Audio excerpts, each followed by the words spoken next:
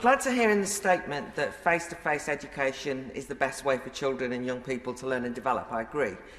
But face mask to face mask is not face-to-face. And there is a lot of concern that the face masks are really not necessary, a bit of theatre and performance when the young are not under threat of this variant.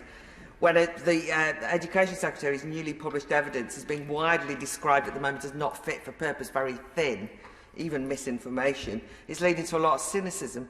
I wonder whether the Minister would comment on the fact that, according to the BBC and, in fact, the NAS UWT, huge numbers of North West secondary pupils are not following guidance because they just don't believe in it. They're refusing to do LFTs, wear masks. One school, 67 out of 1,300 pupils are not following guidance. I don't want them to be punished, by the way. I rather admire it.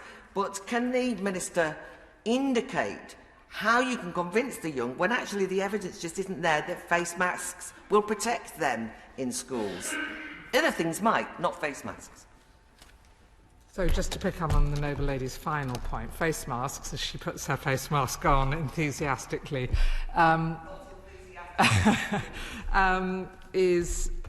part of the answer. It's as she well knows, it's a mixture of a number of different elements, including, importantly, vaccination, ventilation, hygiene, testing and face masks. She may have heard my right honourable friend, the Secretary of State, say yesterday that face masks won't stay on a day longer than they need to, and we will be reviewing them on the 26th of January. But what I think is not... I would make 2 points. Firstly, beyond the evidence that we've gathered from 123 schools, which I'm surprised at her remarks. I think they're harsh, and having read it myself, I wouldn't agree with her.